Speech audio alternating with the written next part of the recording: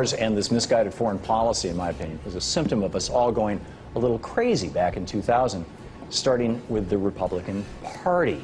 Let me just share there you go. Let me just share some thoughts on this with you, if I may. This is, you know, war is hell. And in fact, let's go to that whole notion. Not only is war hell, but the notion of evil. We historically in the United States, you know, maybe George W. Bush and the Republicans, just for a moment, let's just imagine that possibly they actually went to the dark side. Historically, this five-pointed star was man, right? It meant man. It's the good thing. And if you flipped it upside down, the upside down five-pointed star with the goat with his chinny chin chin and his ears and his horns was the sign of Satan worshipers. It was a satanic star. Now, you can see on the American flag, our stars are right side up. All across America, you'll see symbols with five-pointed stars. The stars are right side up, the man stars. But around the year 2000, the Republican Party changed their logo from the stars being right side up to the stars being upside down. Coincided with the coming on the scene of George W. Bush and Karl Rove. Very strange. I think they need an exorcism. Let's exorcise them. Here's the exorcism. Number one, end the Bush tax cuts. Number two, end the Bush wars. And number three, end the crazy notion that corporations are people and that money is speech and that the rich can buy our nation. If we did that, we might bring the Republican Party back to sanity, back to its Dwight Eisenhower roots, back to the days when they actually could have an opposite opinion from the Democrats, but honestly broker solutions and situations and have reasonable conversations. Exorcisms for the Republican Party. Good idea.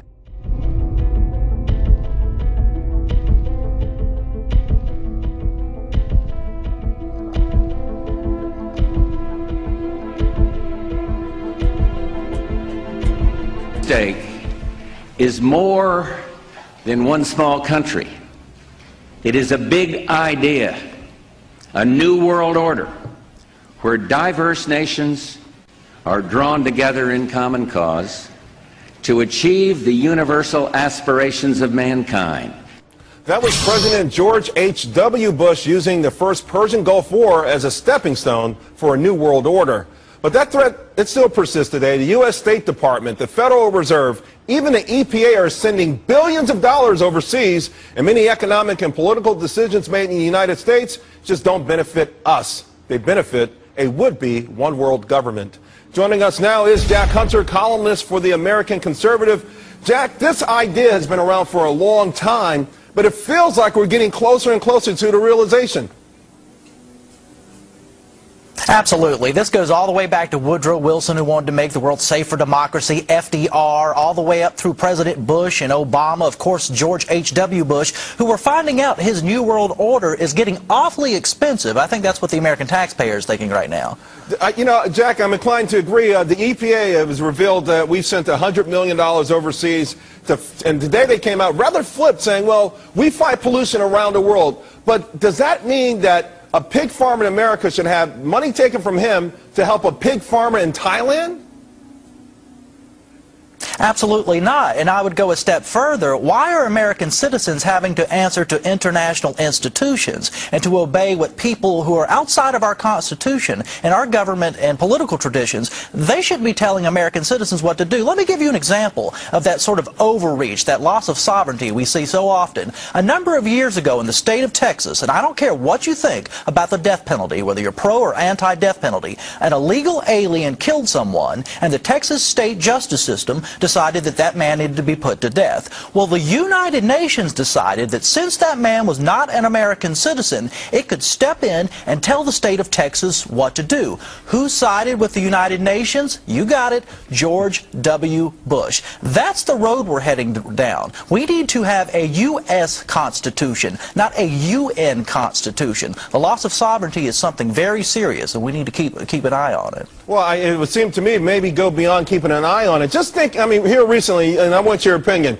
It feels to me that we got involved with Libya to help out Europe in some kind of way. Just a week ago, the International Energy Agency says we want to release 60 million barrels of oil. Well, guess what 30 million is coming from? America. You know, decision after decision after decision seems like it's not only being made to benefit a global world, but it's actually being sort of initiated from outside of this country. Well, that's exactly right. You hear a lot of people on the Republican side, I don't care if it's Marco Rubio in the Senate, Tim Pawlenty here recently running for president, who like to talk about American exceptionalism. Now, when they talk about that, you can assume what we're doing in Libya or around the world is in our interest. Well, guess what?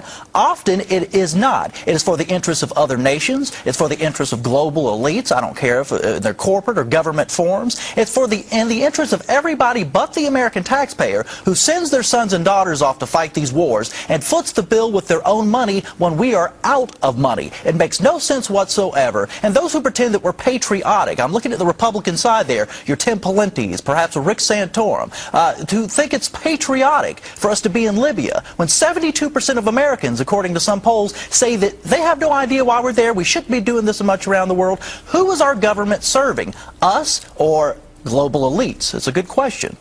Jack, real quickly, because of the programs like this and just the fiscal conditions that we're in, it feels like there's a greater sense of urgency to get to that one world government. Do you feel like the Obama administration may actually be hitting the gas rather than the brake pedal when it comes to this?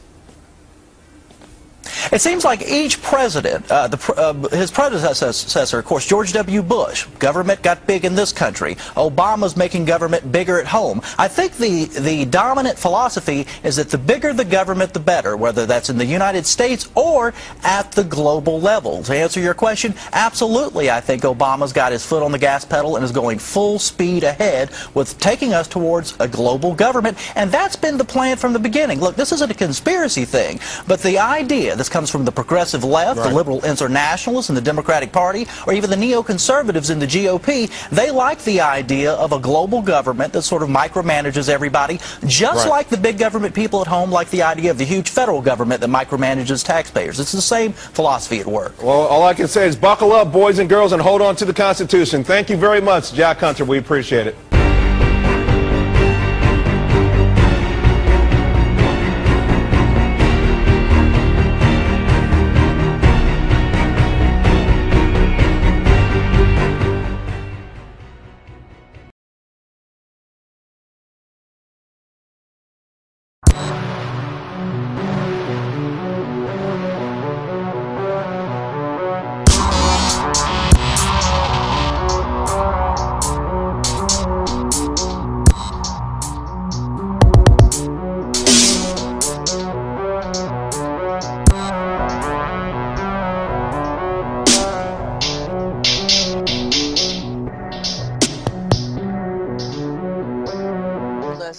At least you're getting back to the point where you can start to look at fundamentals, and that's good news. What happened? I think you're in a liquidation phase. I think Kirsten had it exactly right. I think there's a bunch of wrong-footed moves by Hank Paulson and the Illuminati of the country, if you will, and I think we're paying for it right now. And the Illuminati of the country, if you will, and I think we're paying for it right now. Goldman can be the first to rally hard enough to fix itself. I call it a virtuous circle that makes the stock even more attractive. Oh, by the way, I am part, just like when I always play with an open hand, I am part of the powerful cabal of ex-Goldman associates that controls the world, along with the Council on Foreign Relations, the Trilateral Commission, and of course the Queen of England, not to say the Bavarian Illuminati. America, in this period, when really a new world order can be created, it's a great opportunity. It isn't just a crisis. Will be to develop an overall strategy for America. Talked about before. I mean, you've got huge wage disparities. I don't know how that inevitably resolves itself. It may resolve itself in some type of a global currency crisis. And then if the global currency crisis unfolds, then inevitably you get, I guess, an alignment under a global world government, a new global currency, and a new world order. So we